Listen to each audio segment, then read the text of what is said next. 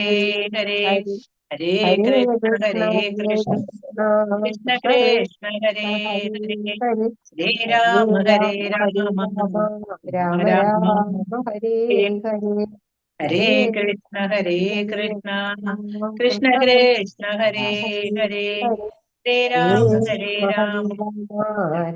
राम हरे हरे हरे हरे हरे कृष्ण हरे कृष्ण कृष्ण कृष्ण कृष्ण हरे हरे हरे हरे हरे हरे राम राम राम राम हरे हरे हरे हरे हरे हरे हरे हरे कृष्ण कृष्ण कृष्ण हरे कृष्ण हरे हरे हरे हरे राम राम राम हरे हरे हरे हरे हरे कृष्ण कृष्ण कृष्ण हरे हरे हरे राम राम हरे हरे हरे हरे कृष्ण कृष्ण कृष्ण कृष्ण हरे हरे हरे राम राम राम हरे हरे हरे हरे कृष्ण कृष्ण कृष्ण हरे कृष्ण हरे हरे हरे हरे राम राम राम राम राम हरे हरे हरे हरे हरे कृष्णा। कृष्ण ओम हरे नमो भगवते वासुदेवाय। ओम नमो भगवते वासुदेवाय। ओम नमो भगवते वासुदेवाय। ओम ज्ञानतिमिरान्धस्य ज्ञानाञ्जनशलाकया चक्षुरुन्मीलितं येन तस्मै श्रीगुरवे नमः। श्रीचैतन्यमनोभीष्टं स्थापितं येन भूतले स्वयं रूपकदा मह्यं ददाति स्वपदान्तिकं वन्देऽहं श्रीगुरून् श्रीयुतपदकमलम् श्रीगुरून् वैष्णवांश श्रीरूपं साग्रजातं सहगण रघुनाथान्वितं तं सजीवं साद्वैतं सावधूतं परिजनसहितं कृष्णचैतन्यदेवं श्रीराधाकृष्णपादान् सहगण ललिता श्रीविशाखान्वितांश। हे कृष्णा करुणा सिन्धो दीनबन्धो जगत्पदे गोपेश गोपिकान्त राधा कान्त नमोऽस्तुते। तप्तकाञ्चन गौराङ्गी राधे वृन्दावनेश्वरी वृषभानुसुते देवी प्रणमामि हरिप्रिये। वाञ्छाकल्पतरुभ्यश्च कृपासिन्धुभ्यैव पतितानां पावनेभ्यो वैष्णवेभ्यो नमो नमः। नमो वो विष्णुपादाय कृष्णपृष्ठाय भूतले श्रीमते जयपताका स्वामिनिधि नामिने नमाचार्यपादाय निधाय कृपाप्रदायिने धीर गौरगदामदाय नगरग्रामधारिणे नमः ओं विष्णुपादाय कृष्णपृष्ठाय बुदले श्रीमदे भक्तिवेदान्त स्वामिनिधि नामिने नमस्ते सारस्वते देवे गौरवाणी प्रचारिणे निर्विशेष शून्यवादी पाश्चात्य देशधारिणे जय श्री कृष्ण चैतन्य प्रभु नित्यानंद श्री अद्वैत गदाधर श्रीवासादि गौरभक्तवृंद हरे कृष्णा कृष्ण कृष्ण हरे हरे हरे राम राम राम हरे हरे हरे कृष्णा कृष्ण कृष्ण हरे हरे हरे राम राम राम हरे हरे हरे कृष्णा कृष्ण कृष्ण हरे हरे हरे राम राम राम हरे हरे। जय जय भागवदा देवा जय जय भागवदा जय जय राधा कृष्ण स्वरूपा जय जय भागवदा देवा जय जय भागवदा निगमकल्पतरोर्गलितं फलं शुगमुखादमृतद्रवसंयुतं पिबद भागवतं रसमालयं मुहुरहो रसिका भुवि भावुका नारायणं नमस्कृत्यं नरं चैव नरोत्तमं देवीं सरस्वतीं व्यासं ततो जयमुदीरयेद् नष्टप्रायेषु भद्रेषु नित्यं भागवतसेवया भगवती उत्तमश्लोके भक्तिर्भवति नैष्ठिकी मूकं करोति वाचालं पङ्कुं लङ्घयते गिरिं यत्कृपातमहं वन्दे परमानन्दमाधवं श्रीगुरुं दीनतारिणं मदेकबन्धो मत्सङ्गिन् मद्गुरो मन्महाधन मन्निष्ठारगमन्मत् मद्भाग्या मदानन्द नमोऽस्तु ते। ग्रंथराज श्रीमद् भागवतम की जय। श्रील प्रभुपाद की जय। गुरु महाराज की जय। हरे कृष्णा। अंतर्राष्ट्रीय कृष्णा बौद्ध समिति മംഗളൂരു ശ്രീ ശ്രീ രാധാ ഗോവിന്ദ മന്ദിർ ഭാഗവതം ക്ലാസ്സിലേക്ക് എല്ലാവർക്കും സ്വാഗതം. ഹരേ കൃഷ്ണ. നമ്മൾ ചർച്ച ചെയ്തത് അധ്യായം 5 ശ്ലോകം 17 അതൊന്ന് നാളേക്ക് കാണാതെ പഠിച്ചു വരണം. എന്നിട്ട് കുറച്ച് നേരത്തെ കയറണം. ഞാൻ ചോദിക്കും അത്. ഓം നമോ ഭഗവതേ വാസുദേവായ. സ്വധർമ്മചരണാംബുജം ഹരേർ ഭജന്ന ഭക്വോദപദേ തദോ യദി യത്ര ക്വ വാ ഭദ്രമഭൂതമുഷ്യ കിം കോ വാർത്ത ആപ്തോ ഭജതാം സ്വധർമ്മദ. ഒരുമിച്ച് പറയണമെങ്കിൽ വാഭദ്രം അഭൂതമോക്ഷിക്കും എന്ന് പറയാം. അതേസമയം എത്ര ക്വ കഴിഞ്ഞിട്ട് അവിടെ വാ പറഞ്ഞ് നിർത്തരുത്. നിർത്തിയിട്ടുണ്ടെങ്കിൽ ഭദ്രം എന്ന് പിന്നെ പറയരുത്, അഭദ്രം. എത്ര ക്വാ വാ ഭദ്രം അഭൂതമോക്ഷിക്കും കോ വാർത്ത ആപ്തോ ഭജതാം സ്വധർമ്മദ. അതേപോലെ ആപ്തോ കഴിഞ്ഞിട്ട് നിർത്തിയാൽ മാത്രം അഭജതാം എന്ന് പറഞ്ഞാൽ മതി. കോ വാർത്ത ആപ്തോ ഭജതാം. ഇങ്ങനെ ഒരു ഇത് കണ്ടാല് അവിടെ നിർത്തുകയാണെങ്കിലാണ് അഭജതോ എന്ന് പറയാ. അല്ലെന്നുണ്ടെങ്കിൽ കോ വാർത്ത ആപ്തോ ഭജതാം സ്വധർമ്മദ. അപ്പൊ വാക്കുകളൊന്നും അത്ര ബുദ്ധിമുട്ടില്ല. ത്യുക്ത സ്വധർമ്മ ചരണാംബുജം ഹരേർ. ഭഗവാന്റെ ആ ചരണാംബുജത്തില് ഇത് ശരണാഗതി പ്രാപിച്ചവര് അത് കഴിഞ്ഞ് കുറച്ചു നാൾ അതിൽ നിന്ന് വിട്ടു നിന്നാലും ഭജന്ന ഭക്വത പതേത്തതോ യതി എന്ന് കഴിഞ്ഞിട്ട് കുറെ നാൾ വിട്ടാലും അത് ധർമാനുസൃത കർമ്മങ്ങളൊക്കെ കൊണ്ട് പരിത്യജിക്കുന്ന ഒരാള് ചിലപ്പോൾ അപക്വമായ അവസ്ഥയിൽ ചിലപ്പോൾ അധപ്പതിച്ചേക്കാം. എന്നാലും ഭഗവാന്റെ കാരുണ്യം അവിടെ നിൽക്കുന്നുണ്ട്. എന്തുകൊണ്ട്? നമ്മൾ ഭക്തരായതുകൊണ്ട്. അയാളുടെ പരാജയത്തിൽ യാതൊരു ആപത്തുമില്ല. അഥവാ ധർമാനുസൃത കർമ്മത്തിൽ പൂർണ്ണനിരതനെങ്കിലും അഭക്തനാണെങ്കിൽ പിന്നീട് ഒരു നേട്ടവും അയാളെ എല്ലാ സ്വധർമ്മവും കൃത്യമായി ചെയ്തെങ്കിലും അയാൾക്ക് അതിൽ നിന്ന് യാതൊരു നേട്ടവും പ്രാപ്തമാക്കുന്നില്ല. ആത്മീയമായിട്ട് ഒരു പുരോഗതിയിലേക്കും അയാൾ വരുന്നില്ല. അതേസമയം ഭക്തനാണ്, കുറച്ച് ധർമാനുസൃത കർമ്മങ്ങളൊക്കെ വിട്ടുപോയിട്ടുണ്ടെങ്കിലും ഭഗവാൻ അയാൾക്ക് കാരുണ്യം കൊണ്ട് അയാളുടെ ആത്മീയതയിൽ ഒരു പരാജയവും സംഭവിക്കാനായിട്ട് ഭഗവാൻ അനുവദിക്കില്ല.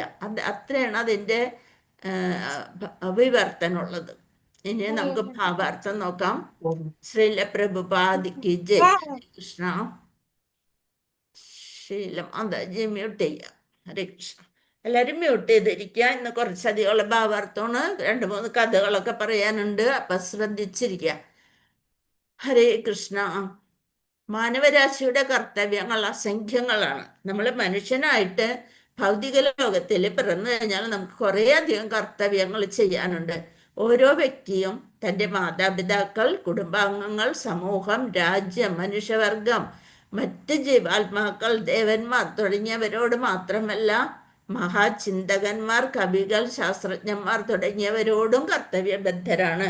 നമ്മളൊരു സമൂഹത്തിൽ ജീവിക്കുമ്പോൾ നമ്മളൊരു സാമൂഹ്യ ജീവിയാണ്. അപ്പം നമുക്ക് കുറേ അധികം കർത്തവ്യങ്ങളുണ്ട്. അവിധ സർവ കർത്തവ്യങ്ങളെയും പരിത്യജിക്കണമെന്നും ഭഗവത് സേവനത്തിൽ അഭയം പ്രാപിക്കണമെന്നും ധർമ്മശാസ്ത്രങ്ങളിൽ നിർദ്ദേശിച്ചിരിക്കുന്നു. അങ്ങനെയുള്ള കർത്തവ്യങ്ങളെയൊക്കെ നമ്മളൊന്ന് ഒരു പരിധിയിൽ നിർത്തുക. എല്ലാതും അതിൽ മാത്രം മുഴുകിക്കൊണ്ട് നടക്കാതെ കുറച്ച് ഭഗവാന്റെ സേവനത്തിൽ അഭയം പ്രാപിക്കണമെന്നും ധർമ്മശാസ്ത്രങ്ങളിൽ നിർദ്ദേശിച്ചിരിക്കുന്നു. അപ്രകാരം പ്രവർത്തിക്കുകയും ഭഗവത് ഭക്തിയുത സേവന നിർവഹണം സഫലമാക്കുകയും ചെയ്താൽ അത് ഉചിതവും ശ്രേഷ്ഠവുമാകുന്നു. നമ്മളുടെ കർമ്മങ്ങൾ ചെയ്യണതിൻ്റെ ഇടയിൽ എന്ത് വേണം? ഭഗവാനെ കുറിച്ചുള്ള ചിന്തയും ഭഗവാന്റെ ഭക്തിയുത സേവനങ്ങൾ കൃത്യമായിട്ട് നിർവഹിക്കുകയും ചെയ്യുമ്പോൾ അത് ഉചിതവും ശ്രേഷ്ഠവുമാകുന്നു. എന്നാൽ ചിലപ്പോഴൊക്കെ ഇപ്രകാരം സംഭവിക്കുന്നു. ചില താൽക്കാലിക വികാര താരല്യത്താൽ ഭഗവത് സേവനത്തിൽ സ്വയം സമർപ്പിക്കുന്നവർ, അവർക്ക് ചില പ്രത്യേക സാഹചര്യങ്ങളൊക്കെ വരുമ്പോൾ ക്രമേണ മറ്റനേകവിധ കാരണങ്ങളാൽ അഭികാമ്യമല്ലാത്ത സംസർഗത്താൽ ഭഗവത് സേവന പാതയിൽ നിന്നും വ്യതിചലിച്ച് അവർ അധപ്പതിച്ചെന്നും വരാം. പല സാഹചര്യങ്ങളിൽ പല ആളുകളുമായിട്ടുള്ള സംസർഗത്താൽ നമ്മൾ എന്ത് ചെയ്യും? കുറച്ചൊന്ന് അധപ്പതിച്ച് പോകാം.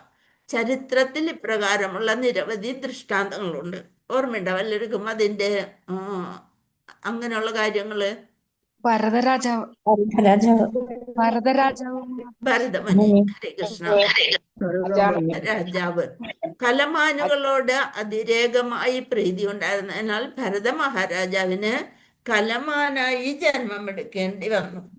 അല്ലെ? എന്താണ്? കൗരവരുടെയും പാണ്ഡവരുടെയും പൂർവികനാണ് ഭരത മഹാരാജാവ്. കൗരവരുടെയും പാണ്ഡവരുടെയും ഒക്കെ പൂർവികൻ. അതുകൊണ്ടാണ് നമ്മൾക്ക് ഭാരതം എന്ന പേര് തന്നെ വന്നത്. അത് അവരച്ഛനമ്മമാരായിരുന്നു. ഓർമ്മയുണ്ടോ? മാതാജി പിന്നെ എന്താണ് അവതാരം? ഓ എന്താണ് ഭരതന്റെ അച്ഛനമ്മയും ദുഷ്യന്തനും ശകുന്തളയും.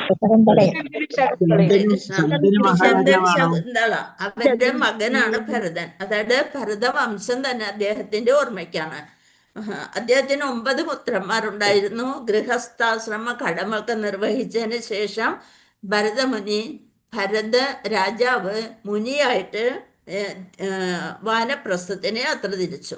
മുമ്പൊക്കെ അങ്ങനെയാണ്, അവർ കസേര കണ്ട് വിട്ടുകൊടുക്കും. നമ്മളാണ് പിന്നുള്ള കലികാലത്തിലാണ് കസേര വിടാനായിട്ട് ഇത്ര ബുദ്ധിമുട്ട്.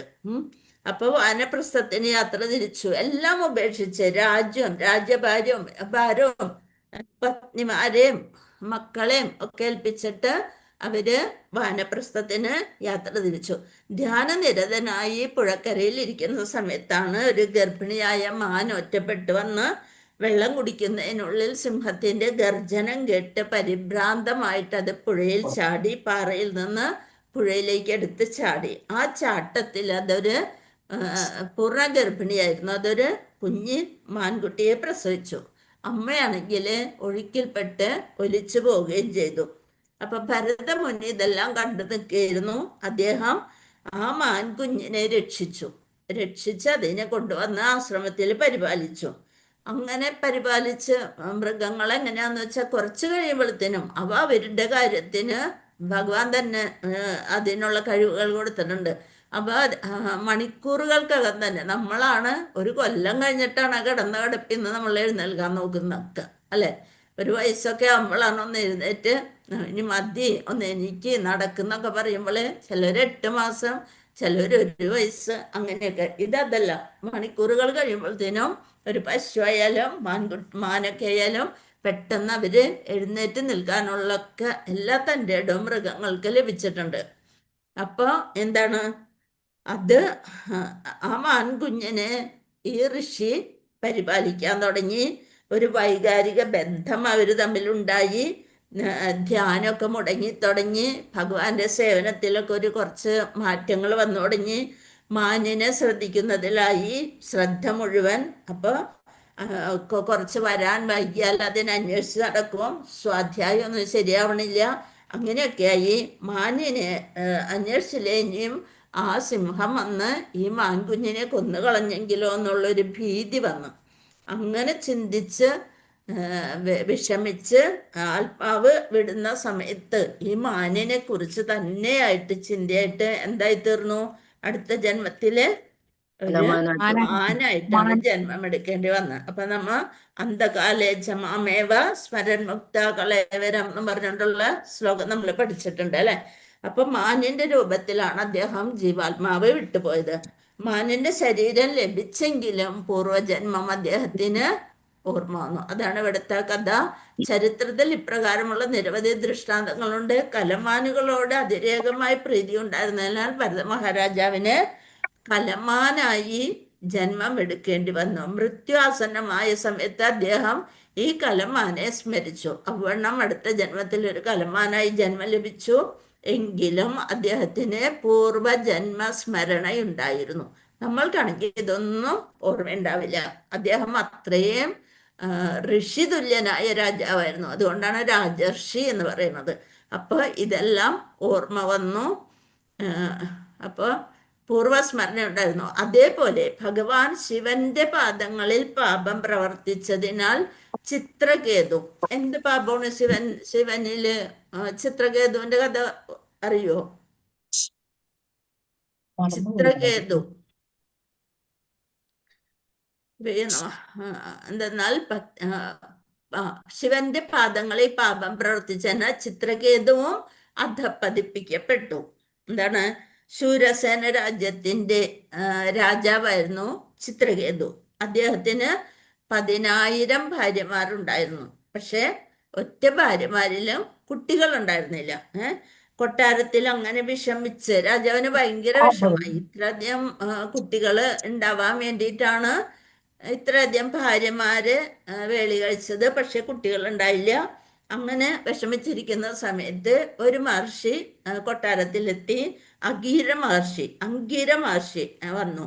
ആ മഹർഷിയോട് ദുഃഖ കാരണങ്ങളൊക്കെ പറഞ്ഞു. അപ്പൊ മഹർഷി പറഞ്ഞു, നമുക്ക് എന്തെങ്കിലും പരിഹാരമുണ്ടോ എന്ന് നോക്കാം. എന്തായാലും നല്ലതാവില്ല, കുട്ടികൾ ഉണ്ടാവാതിരിക്കണം എന്നുണ്ടെങ്കിൽ നമ്മുടെ കർമ്മഫലം കൊണ്ടാണ്. അപ്പൊ അതുകൊണ്ട് യജ്ഞം വല്ലതും നടത്തണോ എന്ന് ചോദിച്ചു. അപ്പൊ പറഞ്ഞു, വേണം, എനിക്കൊരു കുട്ടി എന്തായാലും വേണം എന്ന് പറഞ്ഞപ്പോള് അങ്ങനെ നിർബന്ധിച്ചത് കൊണ്ട് അംഗീര മഹർഷി ഒരു യജ്ഞം നടത്തി. ആ യജ്ഞഫലമായി ലഭിച്ച പായസം മൂത്ത ഭാര്യയ്ക്കാണ് അദ്ദേഹം കൊടുത്തത്.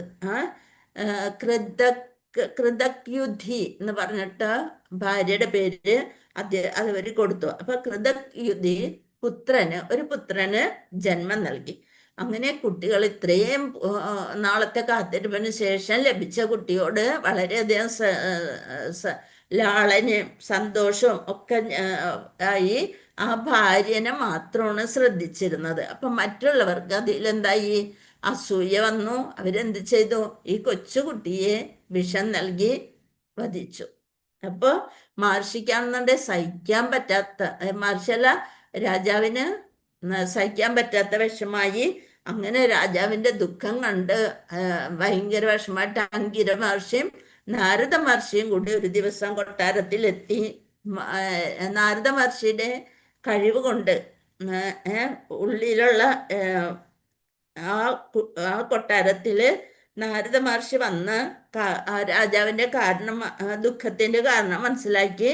നാരദ മുനി മന്ത്രശക്തി കൊണ്ട് ആ കുട്ടിയുടെ ജീവാത്മാവിനെ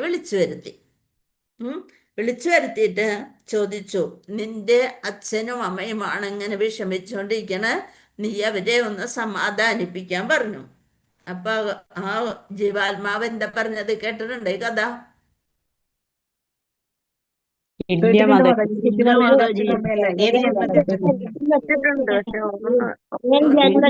അതായത് മ്യൂട്ട് ചെയ്തോളൂ. ഏത് ജന്മത്തിലെ അമ്മയാണ്, അല്ലെങ്കിൽ ഏത് ജന്മത്തിലെ അച്ഛനാണ്? ഞാൻ പല പല ജന്മങ്ങളില് പല പല മാതാപിതാക്കളായിരുന്നു എനിക്ക്. ഇത് ഏത് ജന്മത്തിലെ പിതാവാണ് അല്ലെ മാതാവാണെന്നുള്ളൊരു ചോദ്യമാണ് തിരിച്ചു ചോദിച്ചത്. ഇത് കേട്ടപ്പോഴാണ് രാജാവിന് മനസ്സിലായി ഇത്. അപ്പൊ ഇതും പറഞ്ഞ് ജീവാത്മാവ് മറിയുകയും ചെയ്തു. അപ്പൊ ചിത്രകേതുവിന് ഉടനെ ബോധമുദിച്ചു. അപ്പൊ അദ്ദേഹം നാരദ മഹർഷിയിൽ നിന്ന് മന്ത്രദീക്ഷ സ്വീകരിച്ചു, നാമം ജപിക്കാൻ തുടങ്ങി. അങ്ങനെ വിദ്യാധരനായിട്ട് മാറി. ചിത്രകേതു വിദ്യാധരനായിട്ട് മാറി. പിന്നീട് ഭഗവാന്റെയും അനന്തന്റെയും ഒക്കെ നേരിട്ട് കണ്ട് അനുഗ്രഹമൊക്കെ വാങ്ങിക്കുന്ന ഒക്കെ കഥയുണ്ട്. അങ്ങനെ ആ വിദ്യാധരൻ ഇങ്ങനെ സഞ്ചരിക്കുമ്പോൾ എവിടെ വന്നു? കൈലാസത്തിന്റെ മുകളിലൂടെ പോയപ്പോഴ് നമ്മുടെ ആരാണ്? പാർവതി ദേവി പരമേശ്വരന്മാരിരുന്ന് മുനിമാർക്ക് കഥ പറഞ്ഞു കൊടുക്കണം.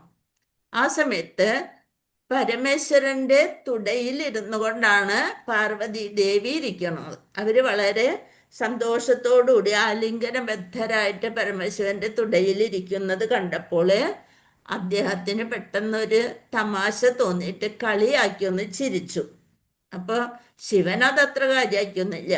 പക്ഷേ മഹേശ്വരിക്ക് അത് വിഷമായി. എന്നിട്ട് പറഞ്ഞു, നീ അസുര സ്വഭാവമാണ് ഈ കാണിച്ചത്. അതായത് അമ്മയുടെ സ്ഥാനത്തിരിക്കുന്ന എന്നെ നീ മറ്റൊരു കണ്ണിലൂടെ കണ്ടു എന്ന് പറഞ്ഞു. ഉമ്മയും മഹേശ്വരനും തമ്മിൽ യാതൊരു വ്യത്യാസവും ഇല്ല അല്ലെ? പരമശിവനും പാർവതി ദേവിയും ആരാണ്? ശക്തിയും ശിവനുമാണ്. അപ്പൊ അവരെ നോക്കി നീ ചിരിച്ചത് കൊണ്ട്. അത് കഴിഞ്ഞപ്പോൾ തന്നെ ചിത്രകേതുവിന് മനസ്സിലായി, വിദ്യാധരന് മനസ്സിലായി ഇത് ശരിയായില്ല എന്ന് മനസ്സിലായിക്കൊണ്ട് വന്ന് ഇവരോട് മാപ്പ് ചോദിച്ചു, പ്രദക്ഷിണമൊക്കെ ചെയ്തു. പക്ഷേ ഉമാ ദേവി ശപിച്ചു. എന്തായിപ്പോയി? നിന്റെ സ്വഭാവം അസുരഗണത്തിൽ പെട്ടതാണ്, അതുകൊണ്ട് നീ ഒരു അസുരനായിട്ട് ജനിക്കട്ടെ എന്ന് പറഞ്ഞ് ശപിച്ചു. എന്നിട്ടും ഒരു വിഷമവും ഇല്ലാണ്ട് അമ്മയുടെ കാലിൽ തൊട്ട് നമസ്കരിച്ച് രണ്ടുപേരെയും വലം വെച്ചുകൊണ്ട് അദ്ദേഹം വൃത്രാസുരനായിട്ട് അസുരനായിട്ട് ജനിച്ചു. പിന്നീട് ഇന്ദ്രനുമായുള്ള യുദ്ധത്തില് ഇങ്ങനെ മരണപ്പെട്ട് ഭഗവത് പ്രാപ്തിയിലേക്ക് പോയി. അതാണ് വീണ്ടും താഴ്ചയിൽ പോയാലും ഭഗവാന്റെ കാരുണ്യം ഉണ്ടാകും എന്ന് പറയുന്ന കാണിക്കാനുള്ള കഥകളാണത് ഇവിടെ പറഞ്ഞത്. അപ്പൊ ഇവയൊന്നും വകവയ്ക്കാതെ അധപ്പതിക്കാൻ സാധ്യതയുണ്ടെങ്കിലും ഭഗവത് സേവനത്തിൽ ഭഗവാന്റെ പാദകമലങ്ങളിൽ അഭയം പ്രാപിക്കണമെന്ന് ഇവിടെ ദൃഢമായി പ്രസ്താവിക്കുന്നു. എന്തെന്നാൽ സമയം ക്ലാസ് ഉണ്ട് മറ്റേ ഗ്രൂപ്പുകാർക്ക്. ഹരേ കൃഷ്ണ മാതാജി. അപ്പൊ നമ്മൾ ഈ ഭാവാർത്ഥം ഒന്ന് വായിച്ചു തീർത്തോട്ടെ. ക്ലാസ് ഇല്ല. അപ്പൊ ഇത് കംപ്ലീറ്റ് ആക്കി നിർത്താട്ടോ. അപ്പൊ ഭഗവാന്റെ പാദകമലങ്ങളിൽ അഭയം പ്രാപിക്കണമെന്ന് ഇവരുടെ ദൃഢമായി പ്രസ്താവിക്കുന്നു. എന്തെന്നാൽ ഭക്തിയുത സേവനത്തിലെ നിർദ്ദിഷ്ട കർമ്മത്തിൽ വീഴ്ച വരുത്തി അധപ്പതിച്ചാലും, അതിന്റെ ഉദാഹരണമാണ് ഭരതമുനിയുടെയും നമ്മുടെ ചിത്രകേതുവിന്റെ ഒക്കെ പറഞ്ഞത്. എത്ര അധപ്പതിച്ചാലും ഭഗവാന്റെ പാദകമലങ്ങളെ അയാൾ ഒരിക്കലും വിസ്മരിക്കുകയില്ല. ഒരിക്കലും വിസ്മരിക്കുകയില്ല. ഒരിക്കൽ ഭഗവത് ഭക്തിയുത സേവനത്തെ നിരതനായാൽ പിന്നെ ഏത് സാഹചര്യത്തിലും ഒരാൾ ഭഗവത് സേവനം തുടരും. നമ്മൾ കുറച്ചൊരു ബ്രേക്ക് കൊടുത്താലും നമ്മൾ ആകെ കൊണ്ടുപോകുക എന്താണ്? നമ്മുടെ ബാങ്ക് ബാലൻസ് ഒന്നും പോകുമ്പോൾ കൊണ്ടുപോകാൻ പറ്റില്ല. RD FD ബുക്കുകളൊക്കെ അവിടെ ഇരിക്കാന്നുള്ളൂ. നമ്മൾ പോകുമ്പോൾ കൊണ്ടുപോകാൻ പറ്റിയത് എന്തെന്നാണ്? ഈ ആത്മീയ ജീവിതത്തിൽ നമ്മൾ എന്തൊക്കെ സാധന ചെയ്തോ ആ ഫലങ്ങളെ മാത്രം നമുക്കൊരു സഞ്ചിയിലാക്കി ഒരു മാറാപ്പായിട്ട് നമ്മുടെ കൂടെ കൊണ്ടുപോകാൻ പറ്റും. അപ്പോൾ ഏത് സാഹചര്യത്തിലും ഒരാൾ ഭഗവത് സേവനം തുടരണം. നാമമാത്രമായ അളവിലുള്ള ഭഗവത് ഭക്തിയുത സേവനം പോലും അത്യന്തം വിപത്കരമായ അവസ്ഥയിൽ നിന്നും ഒരാളെ രക്ഷിക്കുമെന്ന് ഭഗവത്ഗീതയിൽ അരുളി ചെയ്തിരിക്കുന്നു. അല്ലേ? കുറച്ച് ഉള്ളെന്നുണ്ടെങ്കിലും അത് നമ്മളെ ആപത്തിൽ നിന്ന് രക്ഷിക്കും. ചരിത്രത്തിൽ അത്തരം ദൃഷ്ടാന്തങ്ങൾക്ക് നിരവധി മാതൃകകളുമുണ്ട്. അവയിലൊന്നാണ് അജാമിളൻ. അല്ലെ? അജാമിളനും നമ്മ പഠിച്ച ഒരു കഥയാണ്. ആരാണ് അജാമിളൻ? ഓർമ്മയില്ല അത്?